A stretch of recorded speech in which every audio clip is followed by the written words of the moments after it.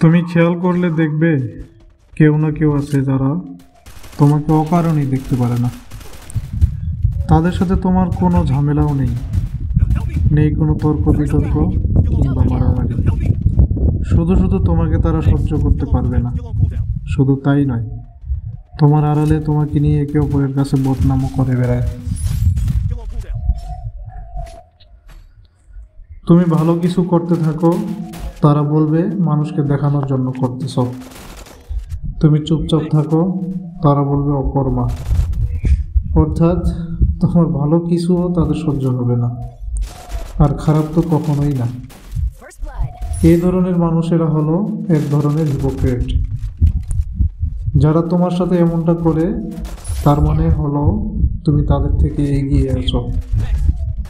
অর্থাৎ তোমার মাঝে এমন কিছু না কিছু ভালো দিক আছে যেটা তাদের মাঝে নেই, এবং কেন নাই সেটা তারা খুঁজতে যাবে না।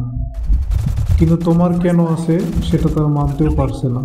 সত্যিটা হলো মানুষ তাকেই হিংসা করে যার থেকে সে পিছিয়ে আছে। হিংসুটে মনোভাব কম বেশি সবারই আছে। অন্য কেউ তোমাকে নিয়ে সমালোচনা করছে, এটা মোটেও খারাপ দিক না। যোগ্য ব্যক্তিদেরই সমালোচনা হয়। তোমার কোথাও সমালোচনা হচ্ছে, তার মানে কোথাও না কোথাও তোমার আলোচনাও হচ্ছে। তাই যে তোমাকে নিয়ে বাজে কথা বলে তাকে বলতে দাও। যে তোমাকে দেখতে পারে না তার থেকে দূরে থাকো।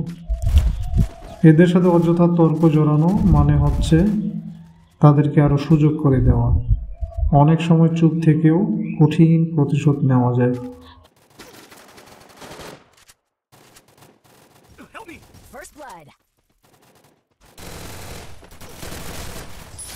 Triple kill.